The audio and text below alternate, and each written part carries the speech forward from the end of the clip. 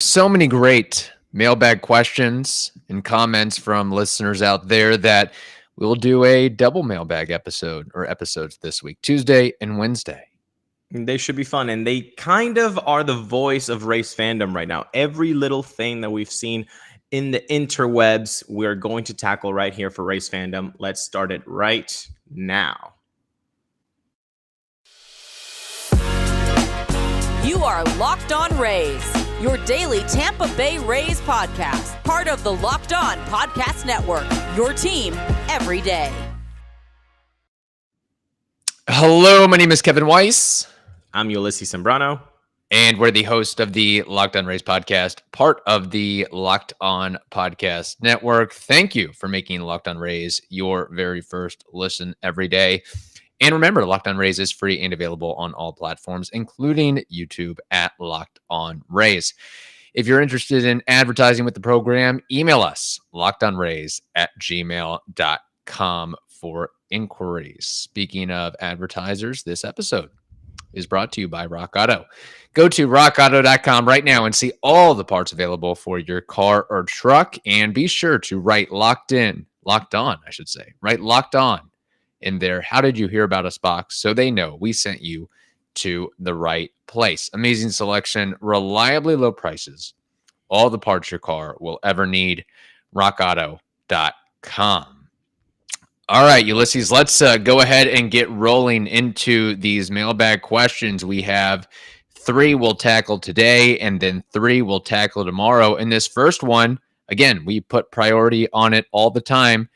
The old voice memo. We love the voice memos. Yes, we do. And this one's from Michael. So let's hear what Michael has to say. Kevin, Ulises, this is Michael. I'm a huge fan. I've been listening to you guys since 2020.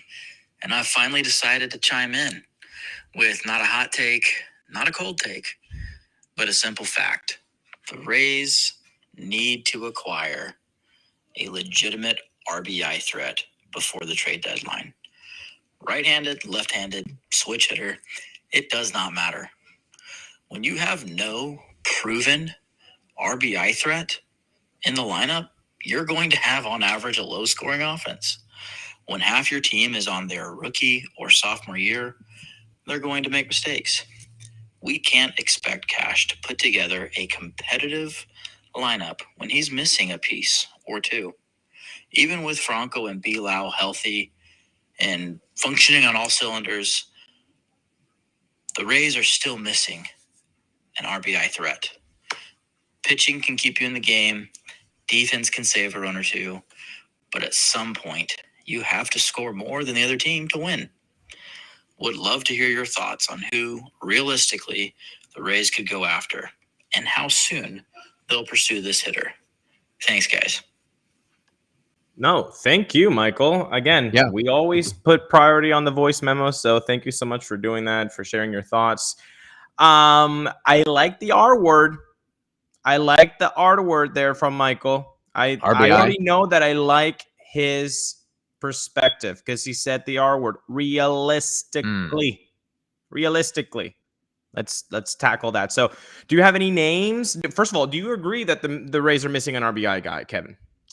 I think they're missing multiple RBI guys. One of those is Brandon Lau. The other is Wander Franco. So if they're able to get back healthy, you can almost look at that as 2 trade acquisitions in some shape or form. But I think almost halfway through the season, we've seen that, yes, the Rays need somebody that can drive in runs. Now, some of the issue may be the Rays having so many outs on the base paths, so that prevents some guys from getting the RBI opportunities that normally they would get. But as far as names, I do have a little bit of a list here. I've got a list of about 10 names if you want me to run through them. Wow, you did your work. I did 2 names because I just wanted to get the most bang for buck. But okay. Let's hear your 10. Okay, let's see if any of my names cross over with yours. Okay. Jesus Aguilar, he has 31 RBIs this season. Garrett Cooper, he has 29 RBIs. Seth Brown, 31 RBIs. There's Hunter Dozier, Brandon Drury, Michael Franco, Christian Walker, Patrick Wisdom, our old buddy Tommy Pham, in our old buddy Nelson Cruz. Nelson Cruz, by the way, has 36 RBIs as of right now. So that is my list. Not a bad list. You hit one of my guys, and I know that you probably thought of him because we've talked about it off air. Jesus Aguilar, man. Yep. I think he is completely underrated. I think people forget that he actually was productive with the Rays, and he has a track record of around 22 home runs. Even in the 2020 season, he was on track for 22 bombs. Tell me how many guys in this Rays lineup are going to hit 22 bombs. Probably no one. Exactly. So Jesus Aguilar, I agree. He's hitting, for those who don't know, he's hitting 251, 303 on base, a 425 OPS. That would be top 5 OPS on the Rays right now. Top 5. And also that would be better than Wander Franco's OPS right now. He also has 31 RBIs, which would be second on the team behind Randy. No, actually tied with Randy for the second on the team lead, and behind Choi by 3. So Jesus Aguilar would slot in as one of the most productive RBI guys. And going back to the R word that Michael used, realistically, it's not going to take Tash Bradley to acquire Jesus Aguilar. Yeah. So who's your other name? Trey Mancini. Oh, I thought you were going realistic. That's why I did not include Trey Mancini, because I didn't think that would be a realistic ad. I think it would be, and I'll tell you why. He is a free agent after this season. So although his numbers are very nice, and a lot of teams are going to want Trey Mancini's versatility and production in their lineup, that is going to lower his price. Not a lot, but it is going to take a dent with what the Orioles can ask, because he's going to just be a 2-month rental. So I'm looking for, if you really want to put all chips in, like the Rays did last year with Nelson Cruz, I think a guy with Trey Mancini who's hitting 283, a 780 OPS.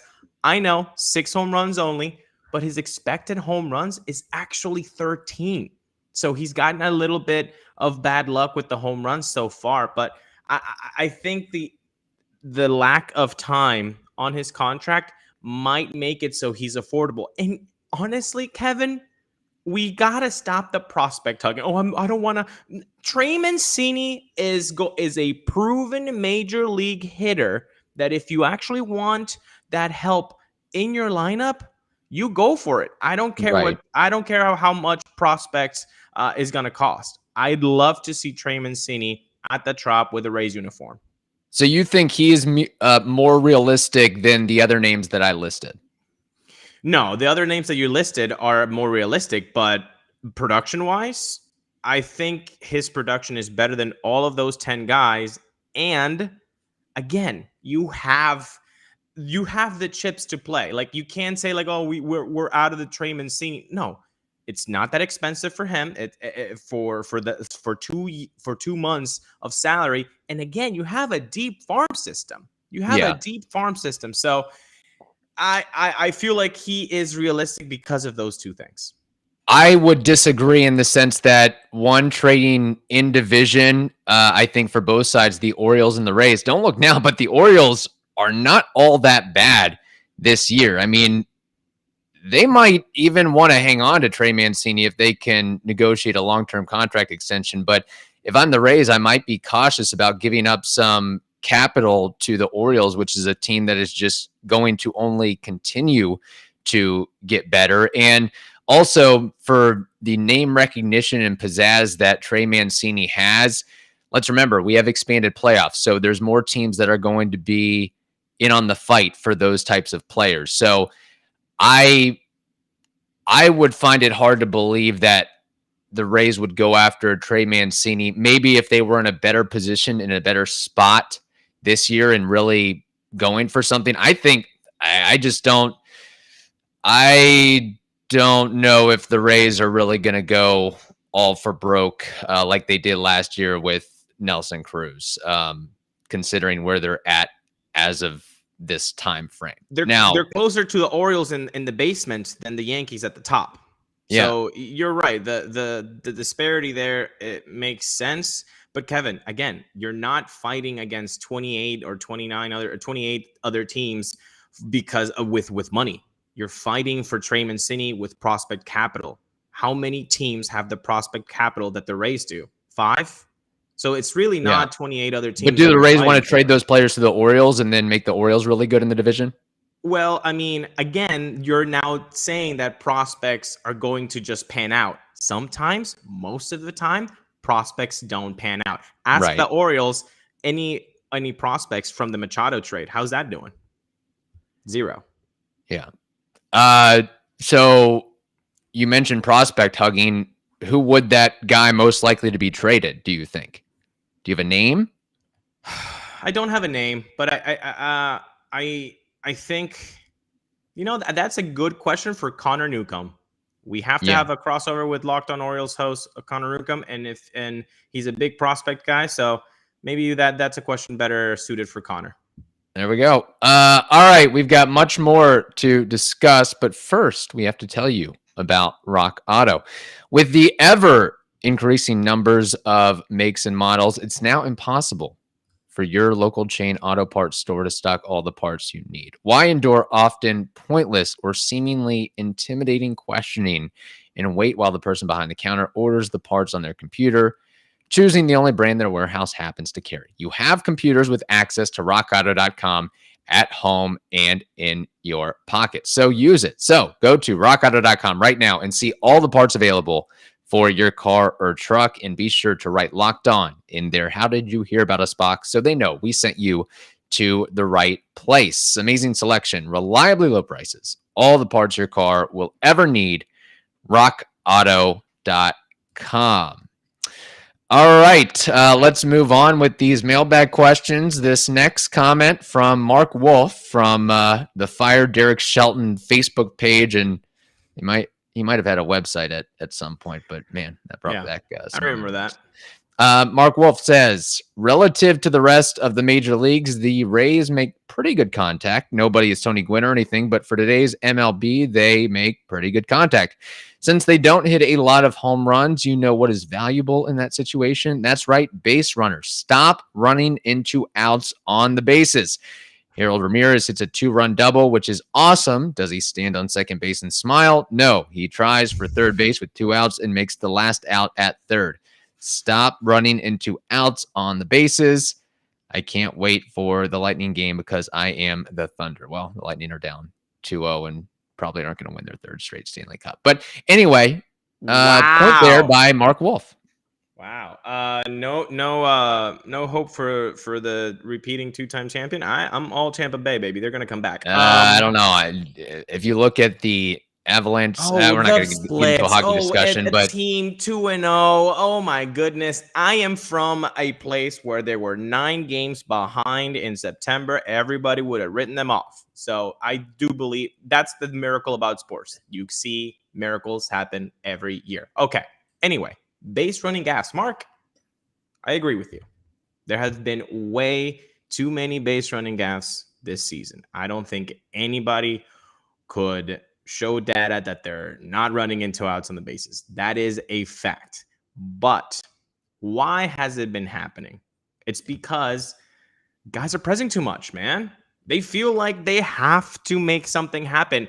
And when the lineup is as dry as it is right now, you sometimes believe that you have to do everything. If you get on base, that you have to do everything, because there might not be a lot of faith in the guy behind you to drive you in.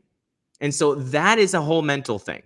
So I think that's what's happening. And you've seen it basically all through the season, but it's been augmented since May. What happened in May? They lose Franco. What happened in May? They lost Brandon Lau. So when you lose your best 2 hitters, they start pressing, and I think that's what's happening. That's the mentality there, is like, I am on base. I need to score. We don't score. They had a nice night or evening, I guess, on Saturday against the Orioles. The bats started to get hot. Base running gaffes, like he said, it did happen with Harold Ramirez there going to third. I hope that if they start to relax and they start producing at the plate, You won't see them press too much, and they actually have faith in the guy behind them to just stay at second, not go to third, to just stay at first, not go for the second base. So that's what I hope. The bats get hot, and then this base running gas, you're going to see them decrease. Yeah, I agree. I think you put it pretty succinctly there. Again, the Rays, at the end of the day, they've got a team OPS under 700. They don't have anybody hitting the ball out of the ballpark for the most part. So you have to, at the end of the day, make something happen. Now, Mark brings up an interesting point about the contact rate. And yes, the Rays generally, they're about, I mean, if we're just to run through the offensive numbers, they're 26th in MLB in team OPS. They're 25th in team batting average. They're 21st in homers, 18th in doubles, 14th in strikeouts, 14th in hard hit percentage, 11th in exit velocity. And they also have one of the lowest launch angles in all of baseball. Only the Cubs, Marlins, Rockies, and Nats have a higher one. And yeah, I'm not the biggest fan of, well, Harold Ramirez is actually a pretty good athlete at the end of the day. He might not look like a burner, but he's got some speed to him. And this team has a lot of athletes: KK, Phillips, Walls, Bruján, Randy, Wander when healthy.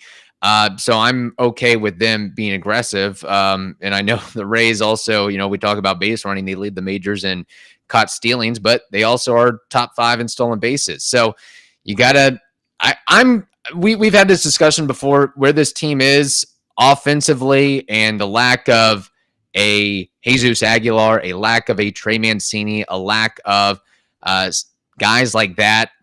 You got to try to make something happen and make it fun. So, yeah, there's been a lot of boneheaded plays, and it is frustrating, but this offense is frustrating too. So, would you rather have that, or would you rather leave, the bases loaded? Well, I'm going to the aggressiveness part of it. Mark, I understand what you're saying, and you're not wrong, but if you have to have one or the other, man, be aggressive. Always be aggressive. I'd rather have a team that's aggressive. And when you have the athletic ability of this lineup, I mean, you just ran through it, and you didn't even say Manuel Margot. Yeah. I mean, so this is a very athletic team that has the capability of it. I just think they're pressing too much. And so maybe they're not picking the right spots, but I would rather have the mentality that they are having, which is I'm going to go to the other base and make the defense make that throw, because usually most teams don't make that throw. They don't make that play. Just right now, they're expanding the chances a little bit too much. And that's the problem. Yeah. And some of it too is we've got young players on the team. Bruján, Walls. Randy, I guess. He's at this point, might as well call him a veteran, at least from Ray standards. But you do have young players that maybe in AA and AAA, they could have gotten away with taking the extra bag or stealing a base where the opposing defenders can't complete or make that play. And then you get to the big league level, and it's like, oh yeah, they're a little bit crisper, a little bit better. The throws are a little bit more on point. They're a little bit, the game is faster. And I think that's something that, maybe it takes April, May, and June to figure out. And then once you get to August and September and October, you found your footing a little bit more too. So that's what happens when you have a lot of, as Michael mentioned in the first segment, you have a lot of freshman and sophomore players. Mistakes are going to happen, and they're going to happen on the base pass for sure. Something that is not a mistake is consuming and buying Built Bars.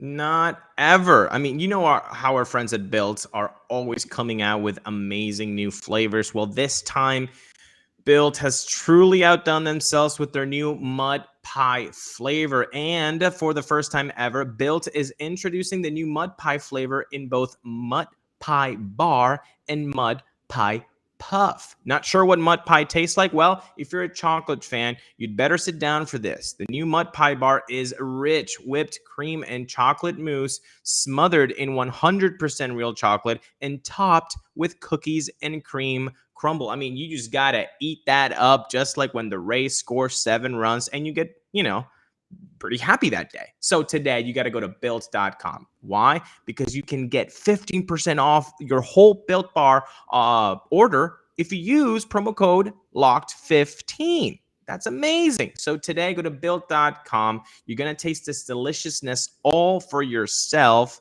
If you use promo code LOCKED15, you're also going to be saving 15% off at built.com. All right, this final question we'll get to on today's episode. Ulises, you're going to help me. You're going to have to help me out with this pronunciation of the first name. I've got Wirtjo. Last name's Leonard. I got the Leonard part, but not the first name. I believe it's Vircho. But I mean, hey, anytime that we have this, excuse us if we mess up the pronunciation, but I think it's Vircho Leonard. Yes. Yeah, I know we've made a lot of pronunciation mistakes over the years between Randy Rosarena and Wander Franco and Mike Brasso. It's been a big thing. People are particular about their pronunciations. Anyway, this question is about Vidal Bruján. As they should. It's their name. Yes. Vidal Bruján. I think I got that one right. He says, hey guys, longtime listener, first time mailbagger, appreciate all you guys do. Well, thank you. We appreciate you as well. He says, I have racked my brain around it and cannot understand. Why is Vidal Bruján leading off? He has been less threatening than a newborn kitten. As of the time of this email, it's been 3 games in a row. I don't understand. Let's Bruján leading off. 2 for 8 so far. It's not my preference to see Vidal leading off at all. Is it your preference to see Vidal Bruján batting in the majors at all? Well, this is the thing. Last year, when Wander was struggling as a lefty, you mentioned the ludicrous idea that he should drop switch hitting. I said, that is insane. It's Wander Franco. Give him some time. However, with Vidal Bruján, the dude as a lefty is hitting 104, a 127 on base, a 119 slugging. That's a 246 OPS in 71 at-bats, which, by the way, is double the amount of at-bats that he has as a righty. Okay, so on this one, on Vidal Bruján, I would just go into the manager's office and say, buddy, you're no longer a lefty. You're hitting righty. Why? Because as a righty, he's hitting 265 with a 783 OPS. Let's see that production. Just solely focus on that. There is no need. He is borderline unplayable as a lefty. And by borderline, I'm honestly trying to be as nice as possible. A 104 batting average, a 127 on base, a 119 slugging in almost 100 at-bats is not playable in the major leagues. That's the truth right now. So just focus on the right-hand side of the platoon. Hit as a righty. You don't have to do everything. You already do everything with the glove. Yeah. Why do you have to stretch him thin, getting less reps in the batting cage? Just make him just focus as a righty. I think we would see the production go up. Yeah, that's a good point. You just wish there were more lefty pitchers out there so Vidal could get more opportunities against said lefties. I think I'm cool with that. I'm cool with doing the Cedric Mullins approach of, hey, just drop the switch hitter thing, focus on one side, focus on your strong side, and go from there. If that isn't the case, if he continues to get rolled out versus righties, well, as a left-handed hitter, you better learn to bunt. You better be Juan Pierre. You better be Kenny Lofton. You better be Pete Rose. You better be Lee Mazzilli. You better be laying down one once, twice a game because he has the speed. He has the athleticism. He has the ability to, if he could lay down a bunt, and doesn't even have to be a great bunt, and still, because he would be starting from the left side. I think that would be the case. Now, or I think that would be a case to be made for keeping him as a switch hitter, but if you're only batting on that side, you're pretty much only bunting.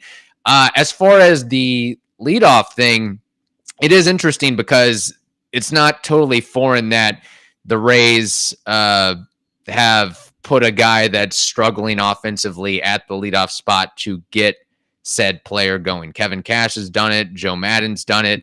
I remember it's been a thing with Brandon Lau. In a perfect world, Vidal Bruján would be a great leadoff hitter. Like he would he is that type of guy, but he's just not hitting enough at the major league level. Now, some of it might be because in Durham, when he played in Durham and through the minor leagues, he was a leadoff hitter. So maybe it's a comfort thing of, hey, this is what he's most comfortable doing. Just like Taylor Walls is most comfortable playing short instead of third or second.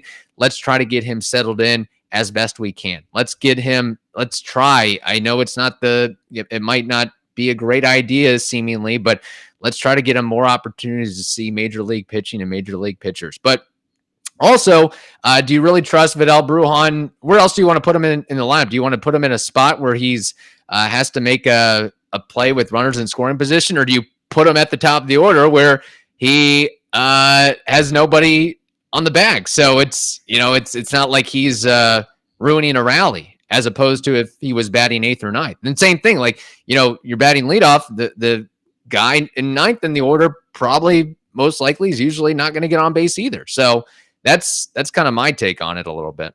You're stuck between a rock and a hard place, right? With Vidal. So in that situation, he's been given enough opportunities. Not enough. Let me scratch that. He's been given opportunities as an everyday player since Brandon Lau and Wander Franco have been on the IL. So yeah. I think this is the Rays just saying, what do you got, kid? What do you got? Like, we're giving you the chances. We're giving you the opportunities. We know we have to be patient with freshman, sophomore players. Of course you do. Nobody should be judged on their first 150 at-bats in a major league season, because that's just not fair. Go look at Trout's first 150 at-bats. They're not pretty. Go look at Cy Young winners' first 30 starts. Right. I mean, Blake Snell was sent down, people. You guys remember that? The eventual Cy Young award winner. So you can't just judge a guy 100, 150 at bats, but you also have to live in a reality where they're not producing.